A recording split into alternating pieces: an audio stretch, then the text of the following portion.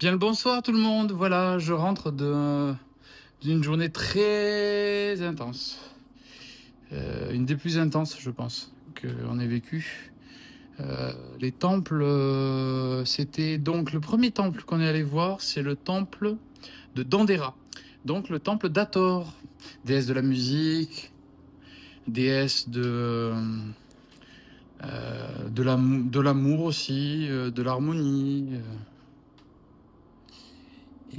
On est allé et on a commencé par aller dans une petite chapelle. Et je savais pas, c'était la chapelle d'Isis. Quand je me suis posé, immédiatement Isis est venue et j'ai senti une joie, un bonheur, une vibration d'extase avec une montée de la Kundalini très intense qui fait shaker un peu le corps quand ça monte aussi fort là. Mais une joie vraiment célébrer la vie. Euh, par la danse, la musique, c'est danser avec l'existence. Là, on n'est plus dans l'intellectuel, c'est vraiment le cœur grand ouvert, cœur enfant joyeux. C'est ça qui me venait. Et vraiment cette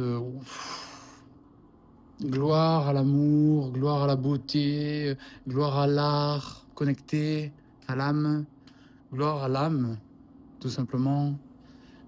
C'était avec au-dessus, tout en haut, il y a ce qu'il y a de merveilleux dans ces temples, ils sont tellement élevés, mais surtout là-haut, il y a des choses qui sont inscrites, quoi.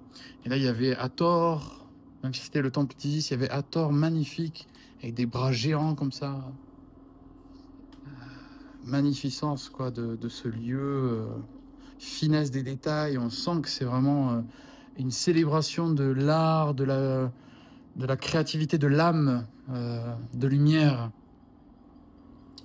Et puis on est allé à l'intérieur du temple qui est très très beau, très élégant. Ils sont tous différents, ils ont tous une personnalité en vérité. Et parce qu'ils honorent une déesse particulière, donc à chaque fois, ou un dieu particulier. Donc ça doit correspondre. Et effectivement, le temple d'Hathor, c'est de toute beauté. C'est de toute beauté. Je ne sais pas comment le dire autrement. C'est très détaillé, très fin, très doux l'énergie, très bienveillant, très maternel. Très heureux, très jovial comme ça. J'ai été attiré directement par des endroits précis.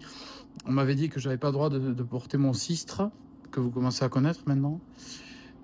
Donc je l'avais à la poche et de temps en temps, je me retrouvais devant des statues et je jouais le sistre. Plusieurs portes, il y avait 2 sistres sur les côtés. Et donc je sortais le sistre et je le faisais sonner juste devant et je sentais que ça ouvrait une porte énergétique. Donc je suis passé par des portes que j'ai ouvertes comme ça. C'était très fort. La particularité, c'est qu'on peut aller au-dessus des tours. Il y a de la grande tour, là. Il y a une terrasse en haut. Donc on monte et là, il y a l'infinité du désert, des villes tout autour. C'est un panorama, en fait, où j'ai vraiment ressenti l'amour de l'éternité. Et quand je descendais, j'ai vu un gardien du temple, mais pas forcément celui qui cherche l'argent. Il y en a il y a tout le monde. Ça m'agace légèrement, mais je passe outre parce que je préfère ressentir l'initiation, mais vraiment ce truc, la moindre chose qu'ils nous voient faire, ils veulent nous amener quelque part, s'ils sentent qu'on est un peu connecté pour nous demander de l'argent en nous faisant toucher un hiéroglyphe, tourner autour d'un truc. Vraiment, c'est prendre un peu les touristes pour des pigeons. Ça, cet endroit, ça me... Voilà. Maintenant, au début, je trouvais ça exotique. Là, ça commence à me... C'est pareil partout. Et que c'est pas vraiment... Je comprends leurs besoins monétaires, mais en même temps, c'est pas vraiment honorer leur héritage. Donc, je trouve que c'est un petit peu limite, quoi. Même, enfin, je sais pas quoi. Voilà, ça m'agace. Je vais pas aller plus loin, pas aller dans le jugement plus loin, mais ça a tendance à m'agacer. Donc en fait, je me ferme maintenant, je les laisse même plus. Mais de temps en temps, il y a une personne, on sent que son regard est sincère et il n'est pas là pour la monnaie, il est là pour le bakshish, quoi, c'est-à-dire le tip, quoi. Il est là, il garde cet endroit, il y a une sincérité, il y a autre chose. C'est rare, hein, c'est plus rare, beaucoup plus rare, mais il y a des moments. Et quand je descendais de la terrasse, il disait bienvenue chez toi. Il m'a dit bienvenue chez toi. Welcome home. Et ça m'a touché, parce que le temple de Dendera, je me suis senti immédiatement chez moi. c'est la musique. La musique, j'en fais depuis le plus jeune âge. C'est euh, c'est l'art. Je suis vraiment une âme artiste aussi, très profondément ancrée dans la beauté. C'est vraiment l'art égyptien à ce niveau-là, et même global, c'est l'art et la beauté sont complètement liés, hein.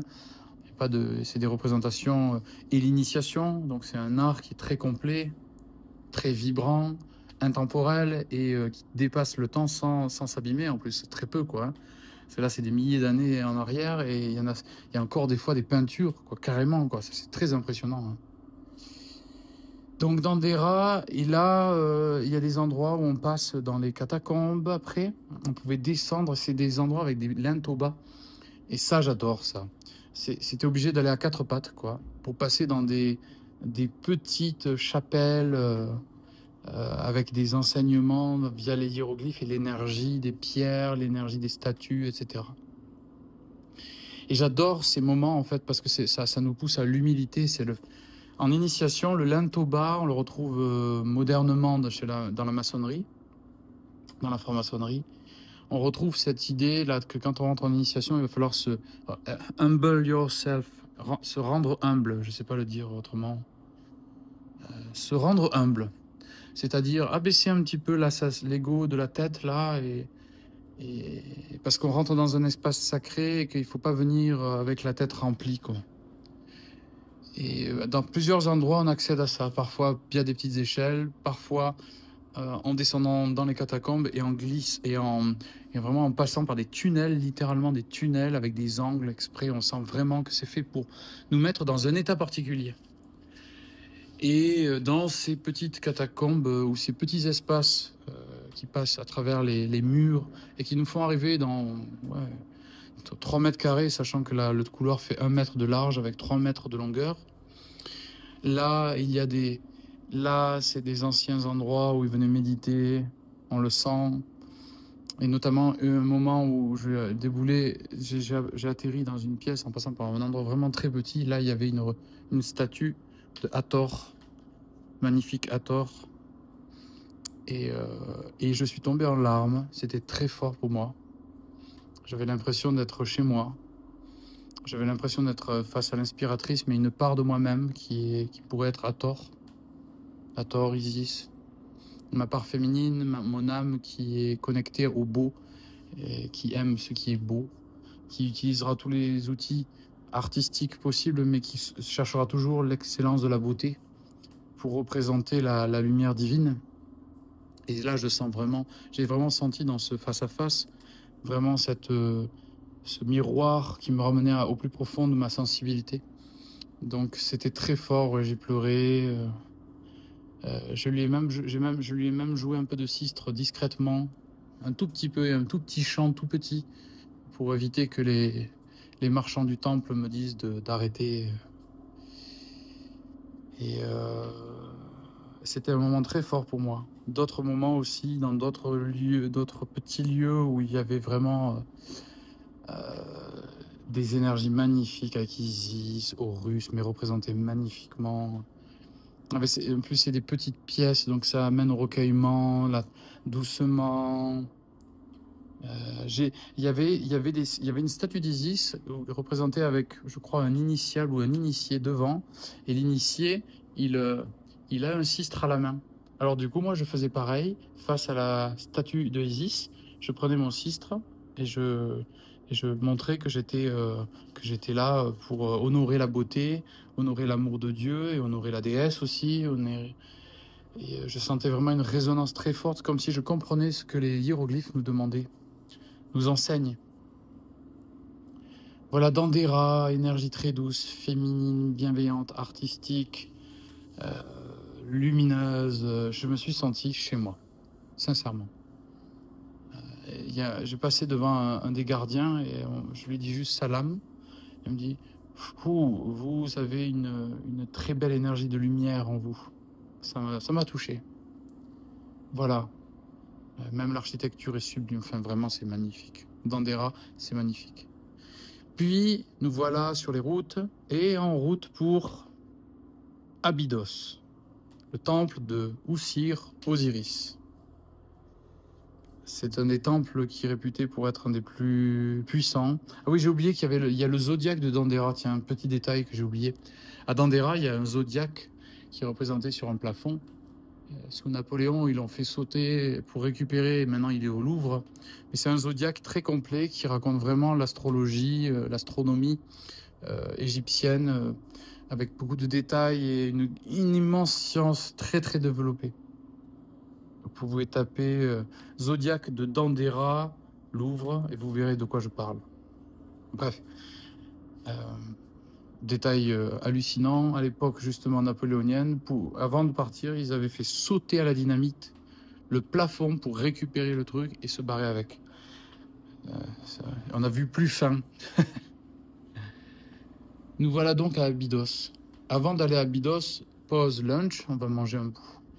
Et je cherchais un élément, un objet qui est un sceptre que j'ai enfin trouvé. Ça fait très longtemps que je voulais ce sceptre qu'on voit partout dans les on va dire les divinités représentées dans les hiéroglyphes portent souvent. C'est ce sceptre là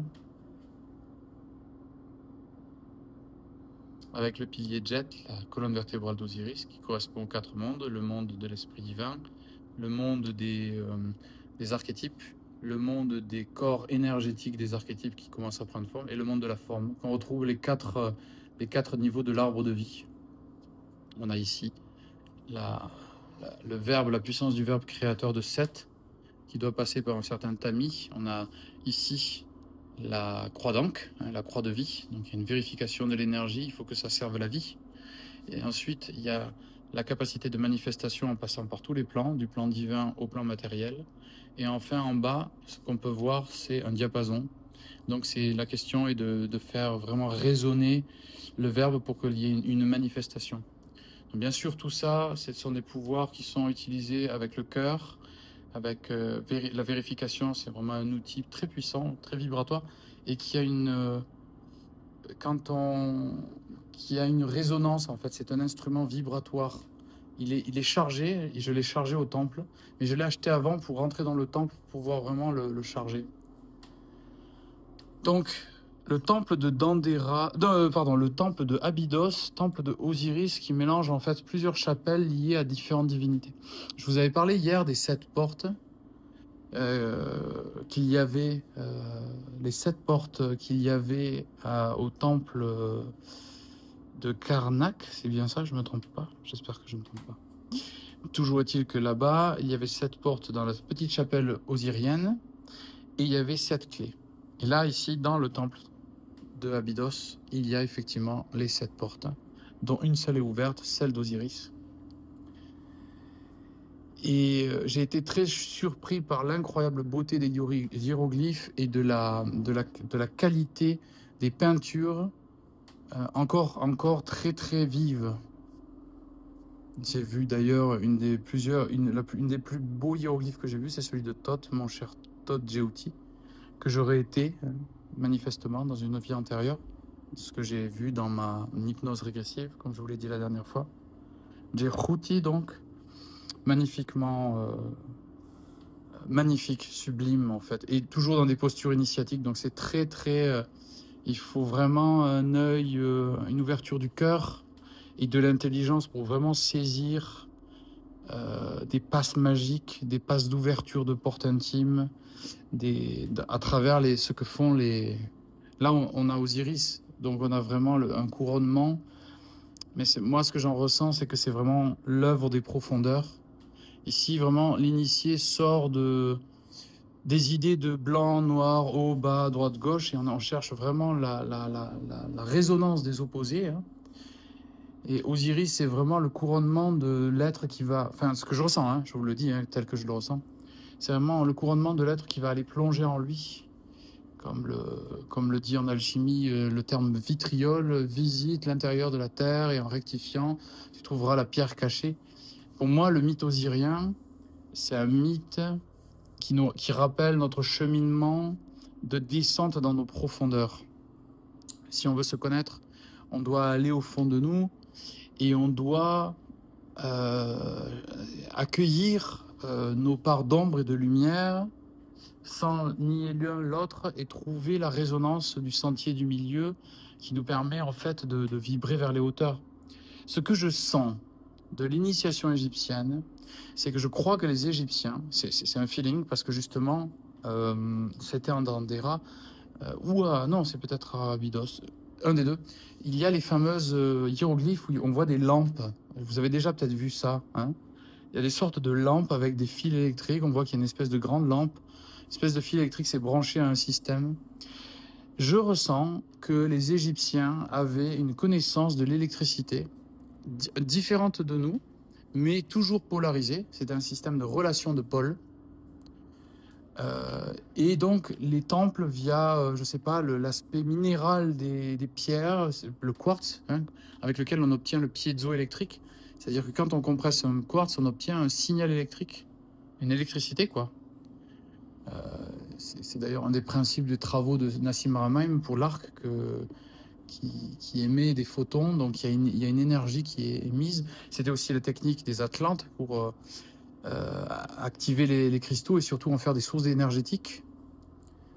Ce que je sens, c'est que l'Égypte avait une très très grande compréhension des systèmes électriques et donc leurs temples étaient comme des centrales électriques, des technologies d'activation électrique différents de nous, hein, fonctionnement différent, mais fonctionnement... Et mon avis, c'est que tel en haut, tel en bas, dans la table d'émeraude, ce qui est en haut est comme ce qui est en bas, qui est attribué à Thoth, donc qui est à l'Égypte, quoi. C'est la sagesse de l'initiation et surtout la sagesse de l'alchimie égyptienne. Mon avis, c'est que je crois que l'initiation tentait de développer l'énergie de la Kundalini électrique feu par résonance à la fois dans le corps physique des opposés complémentaires, droite-gauche par exemple, masculin-féminin, mais également au niveau psychique, à travers ombre et lumière intérieure, toutes les polarités qui telles deux colonnes dans un temple, qu'on retrouve d'ailleurs une fois de plus dans la maçonnerie par exemple, colonne noire, Jachim et Boaz qu'on retrouve aussi, voilà, c'est les deux colonnes du temple, ou les deux piliers de l'arbre de vie. Par résonance de ces deux colonnes intérieures, par la connaissance très poussée de la psychologie, de l'énergétique, de la physique, de l'anatomie, enfin tout ça, ils arrivaient à provoquer en fait une résonance des deux piliers qui sont Ida et Pingala au niveau du Tantra par exemple, pour faire monter le canal de Shushuma, le canal central, qu'ici on appelle le jet, c'est-à-dire la colonne d'Osiris, la verticalisation, et faire monter les énergies complémentaires, polarisées. Et je pense que les temples sont des outils, sont des miroirs du temple intérieur qui ont pour rôle d'éveiller la conscience humaine. L'ascension de la conscience dans l'être, à travers l'ouverture de la Kundalini, l'énergie serpent-feu. Sermet me l'a bien montré hier, comme je l'avais transmis. Et voilà, la remontée du pilier jet, quoi. C'est-à-dire, une fois l'an, symboliquement, je crois que c'était au solstice d'été, mais je suis plus sûr. Le pilier était redressé pour symboliser que vraiment toutes les lois de maths, les lois de l'équilibre étaient... Et donc, c'était la résurrection, en quelque sorte. Alors, c'était peut-être le solstice d'hiver, du coup. La résurrection d'Osiris, quoi. C'est-à-dire celui, l'initié, qui est descendu dans ses profondeurs et qui renaît au jour. Qui retrouve son âme, symbolisée par Isis, par le lien d'amour de Isis et de Osiris. Initié qui deviendra même, à un certain niveau, on pourrait dire aux Russes, qui est l'enfant d'Isis et qui est vraiment l'être renouvelé, le nouvel enfant de lumière, roi. Donc on a ça, beaucoup de choses qui apparaissent, mais surtout vraiment, il y a aussi la fleur de vie, la fameuse fleur de vie, hein, qui est sur un temple en contrebas, avec les eaux vertes. Ça me fait penser à l'œuvre au vert ou les végétations en alchimie, qui consiste justement à des émergences d'états de conscience nouveaux, quand il y a justement dans la descente des profondeurs, il y a des germinations nouvelles, des idées, des choses qui apparaissent émerger d'un soi plus profond, qui commence à se révéler. Vraiment, c'est en ça que je pense que vraiment Osiris, le dieu du royaume des morts, ils disent, mais c'est surtout le royaume des profondeurs. C'est pour moi en fait la conscience qui s'éveille dans la profondeur de l'être, hein, qui sort donc de l'hypnose au monde extérieur et qui vraiment prend conscience de son monde intime. Et donc, et là, il y a les fameuses 7 portes qu'on avait déjà vues dans le petit temple de Osiris. 7 portes dont la seule ouverte, c'est celle de Osiris. Et là, avec le sceptre, j'ai senti immédiatement comment ouvrir. On m'avait dit avant de venir en Égypte, il faut que tu ouvres les 7 portes du temple d'Abydos. Je ne savais pas exactement ce que c'était. C'était une guidance de Isis. Et du coup, avec le sceptre, je l'ai brandi plusieurs fois en hauteur, nettement, pour ouvrir et ensuite montrer mon alignement, avec la main toujours devant, comme ça, et dans l'autre main le sceptre. Et je suis allé face à chacune des portes, les 7 portes. Et là, j'ai reçu, donc j'ai vécu des sortes de sauts spatio-temporels dans des dimensions intimes très profondes. Et à chaque porte, on me donnait, j'ai entendu dès le début, on va te révéler ton nom secret, mais c'est ton vrai nom à toi, ton nom complet. Et donc, avec des mots en français, hein, si vous voulez, mais vraiment le nom complet pour que je sache exactement qui je suis, quel est mon nom, quelle est ma signature, quel est mon nom, mon reine, comme on dit en Égypte. Donc, je l'ai fait.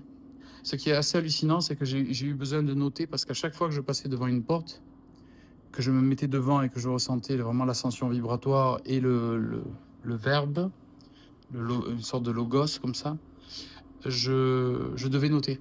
Et j'ai noté petit à petit, j'arrivais vers la 6e porte, et en fait, je sais pas comment c'est possible, mais il y a un grand cercle qui s'est mis sur ma feuille de notes, sur mon iPhone, un cercle comme ça, un cercle parfait. Je sais senti la fréquence de l'esprit qui passait, qui venait s'incarner à travers je sais pas comment ça s'est fait. Comment j'ai pu faire quelle manipulation, ça s'est en tout cas imprimé. Et voilà. Et me voilà donc à la sortie des portes avec vraiment tous les noms qui ont apparu. Et puis j'ai aussi passé une autre initiation, celle était un peu inédite, enfin pas inédite, disons que j'étais surpris de cette initiation. C'est que c'était vraiment la voie du couronnement. C'est vraiment le roi intérieur, hein, comme vous avez bien compris, c'est surtout la reconnaissance de qui je suis, de mon être. Et là, ça a été à travers des petites chapelles qui étaient au nombre de 6. Et là, à chaque fois, c'était impressionnant parce que j'arrivais les yeux fermés.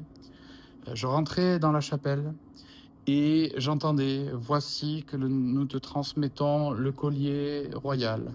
Voici que nous te transmettons la couronne royale. Voici que... » Et à chaque fois, j'ouvrais les yeux et le hiéroglyphe en face, ça représentait ce que j'étais en train de vivre. C'était incroyable. J'ai fait les 6 comme ça et c'était pile l'heure de partir. Sortie idéale. Et retour très long jusqu'à l'hôtel où à peine le temps de manger et me voilà déjà en train de vous parler, dis donc. Donc voilà, j'aurais tellement à vous raconter, je pense que je vais finir par écrire un livre sur cette thématique, sur l'initiation telle que je l'aperçois, hein. Je sens vraiment que les Égyptiens avaient à cœur de faire en sorte que l'humain se divinise et participe à l'harmonie de l'univers. Il y a une intelligence et une énergie qui fait que les temples là tiennent mieux que nos HLM qui tombent en 100 ans, 50 ans. Et avec des techniques qui nous dépassent, mais qui utilisaient très certainement la vibration, le son, l'accumulation énergétique, l'accumulation d'électricité d'une manière ou d'une autre. Je vous ai dit hier que pour moi, les obélisques sont des antennes cosmiques reliées à des étoiles précises, mais également des diapasons par 2, comme ça elles se mettent à vibrer et comme ça ils accordaient c'est comme des instruments de musique. Chaque fois que je vais là-bas, j'entends de la musique et je sens que vraiment la musique était centrale dans le peuple égyptien. Hathor, dans sa beauté naturelle et pure, sublime, son temple et ses représentations omniprésentes dans tous les temples, me rappelle que vraiment la musique, la vibration, le son et la dynamique de relations polarisées entre les opposés qui sont complémentaires et permettent justement l'unification est une des clés de la compréhension de l'initiation égyptienne. Voilà, je vous souhaite à toutes et à tous une très belle soirée et je vais dormir car demain, montgolfière, lever du jour sur la vallée des rois. Je vous en parlerai. Bisous à tous. Ciao, ciao.